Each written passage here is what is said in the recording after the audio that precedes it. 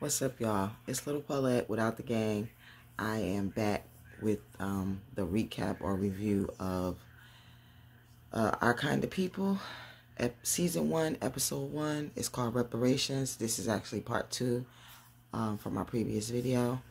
I stopped it when the kids were meeting Nikki. So I'm going to pick up with Angela, introducing herself to the DuPont Franklin, or Franklin DuPont family, which is Leah Franklin DuPont, but her husband is DuPont. So it's Leah Franklin DuPont and Raymond DuPont. And she's really, really excited to meet them. In my opinion, Angela is really, really sweet. She's a go-getter. She doesn't come from money, so she has that drive that's different. You know, she's hungry, but she's also very, very sweet. Her personality is very sweet and loving. So when people are mean to her, it's kind of like, damn, why you gotta be so mean to Angela? But anyway, Angela all excited. She like, I'm Angela Vaughn, blah, blah, blah, blah, blah. I'm going to have a pop-up. The name of her company is Eve's Crown. I don't know if I said that in the first video or not. It's named after her mother, Eva or Evelyn. So she's excited to have a pop-up. She also want to apply for something called a small incubator program that Raymond DuPont runs, which is Morris Chestnut. So she's very, very, oh my God, you gotta watch her. She's such a sweetie pie. And then after she told him what she did, you know what Eve's Crown was about, because he said it sounded familiar. You know, he had to never say black hair care is hot right now. But you know, Angela got all up in there very gracefully, but she educated him, or educated him, whichever one you want to call it, on what black hair care really is. And I'm gonna let y'all hear that shit. His relationship with her hair starts well before she can even walk. Continues from the moment her mother teaches her how to do her own hair. It evolves. It's generational. It's personal. It's a lot more than hot right now. And I think I'd be a great fit for your program. Well, if you keep... You heard that? It started off with a black woman's relationship with her hair. I hope I was able to capture it all. You know, it kind of pissed me off when Angela pulled out that $165 check and said that she wanted to donate to the, yes, baby, my grandson, that she wanted to donate to their cause, which is single women, single mothers. She wanted to donate. Sorry, my grandson's got me going crazy. She wanted to donate to the single mothers cause. She pulled out that check out of her purse, and Angela looked that check up and down, and I could only imagine it was because it was only for $165 or whatever, and to her, that's not a lot of money. And Angela put her eyes up at Morris, and he looked back at his wife, and he looked so awkward, you know what I'm saying? Like, he looked like he didn't feel comfortable either. Like, he knew Leah was, you know, kind of shaming her in her own way. And let me tell you, Aunt Picky was not having it. She was like, I don't know why Miss Thang snubbed her nose up at your check. But, you know, Leah's so sweet. She just brushed it off. And, you know, when she brushed it off, she was backing up and broke the damn heel of her shoe at a party with a whole bunch of black rich snobs. Your shoe. But guess who she ran into? Lance Gross. And I think his name is Tyree. Yeah, Tyree. Mm-hmm. Aunt Picky was like, damn, chocolate does smell good in the summertime. She said, I'm trying to sop all that up. Aunt Picky said, he ain't got to be my man just for the night. Angela said she ain't here to make new friends. She here for the win, okay? She ain't about that foolishness. She ain't looking for no Dusty. But he ain't no Dusty though, girl. He is not no Dusty. But like she said, head up. Crown on. I can't be mad at her for that, y'all. I can't be mad.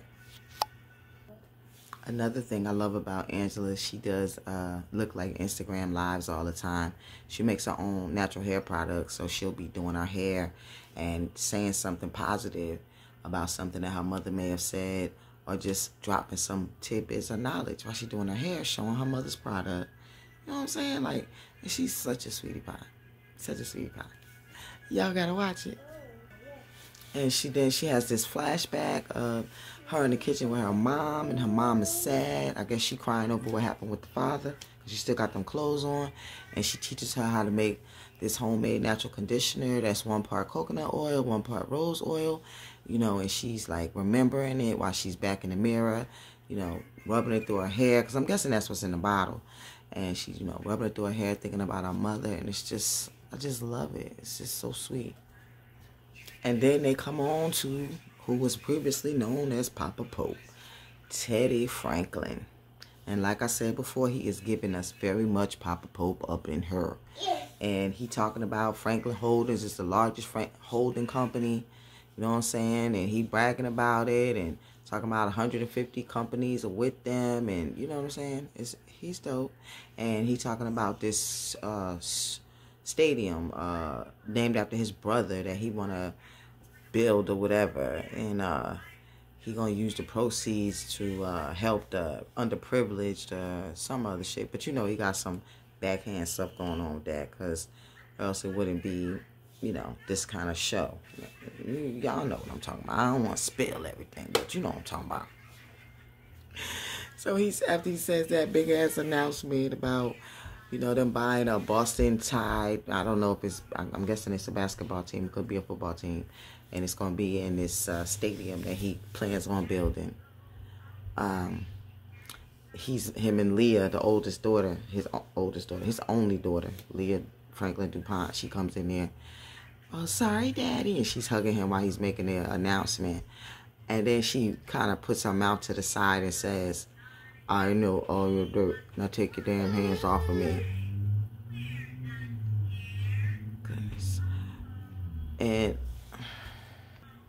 then her hubby is like, oh, I think we should take a break, you know, to get everybody out the room, because he knows it's about to go down up in there with his wife and her father.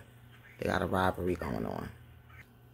I want y'all to hear what his excuse is for his corruption that his daughter confronted him with. I'm going to have to stop it and stuff because, you know, the YouTube stuff, but I'm going to let y'all hear the gist of what he said. Can't be mad at him for that. Sitting at my right hand, generations of this family built all of this. Your great-grandparents came to Boston with nothing in their pockets and became one of the first families to make it up north. My father built on that. So far, you can't be mad at him, right? My bad, I had to take a time, so I have to chew this. Multiplied on what he built, so we didn't just make it. We rose above it. And we maintained that legacy generation after generation by continuing to build, educate, and refine. And we do these things not to show that we have arrived. Not to show that we have arrived. Okay? And tell me he not giving you Papa Pope.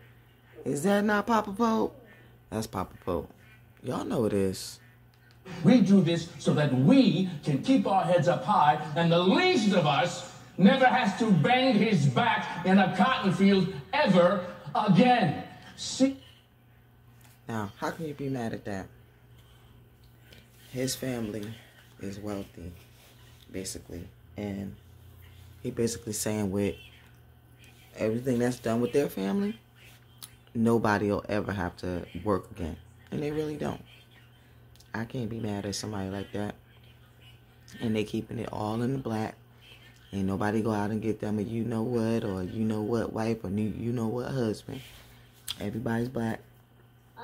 So when somebody died, the wealth still stays within the black. All black.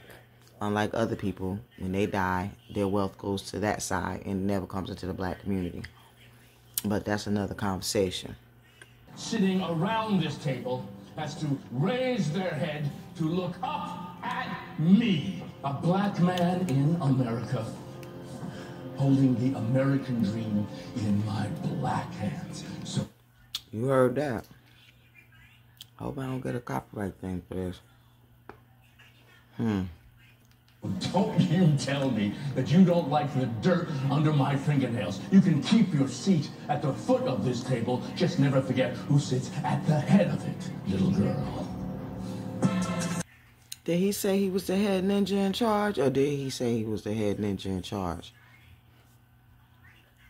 Meanwhile, Raymond DuPont, which is Leah's husband, come to the basketball court to talk to the son, Quincy, one of the twins, because they got this blackmail ritual thing, coming to age thing that they do in their family, and they trying to get the boy to do it too. But I'm thinking that Quincy was about to tell his dad that he wanted to talk to him about not doing it because he don't want to be a part of the company or whatever. Because, you know, it's always a son like that in these rich families on these TV shows that don't want to be a part of it. I don't know if it's like that in real life. But after Raymond explained and was so happy and excited about, you know, this black coming to age thing, Quincy looked like he couldn't tell him. Me personally, I think it's dope. If we had more of that going on, we probably wouldn't have so many Dusties out here. That's just my opinion. So yeah, Angela, Aunt Piggy, and Angela's friend Josephine, Raven Goodwine, they sitting around drinking wine and talking, and Angela trying to get Josephine to nominate her to be part of the Gray Cities Club. I told you about the Black Social Club. And Josephine trying to explain to her that it's just not that simple. It's just being a businesswoman, and you know, it's a whole lot of stuff that goes into it. She also explained to her about Leah's mom used to be running it, and this is Leah's first time, and her mother was the GOAT, you know. So next thing you know, there's a knock at the door, and it's a package, and Angela opens it, and it's an invitation to the party that she wanted to go to anyway. But also, there is a pair of shoes. And you know who sent them shoes, because you know when she broke her shoes at the other party, right? Yeah. So, of course, it was Mr. Lance, because Lance is inviting her to the party. As a matter of fact, I think it might be his party. Yeah, it's definitely a Tyree Chapman party. And Aunt Piggy told her that Nikki out there making friends, she need to go out and make some friends, but the kind with benefits. Like, you need to stop. It's been like 17 years. And then they start teasing her about how long it's been since she had sex. And Josephine relents and says, okay, girl, I'm going to go ahead and nominate you. And they decide to go ahead and go to the party. Now, I'm going to make this the end of part 2. And please like, subscribe, and comment if I didn't say this in the beginning. I got to get used to it again. It's been a minute since I made videos. Yeah. Thank y'all. Have a good one.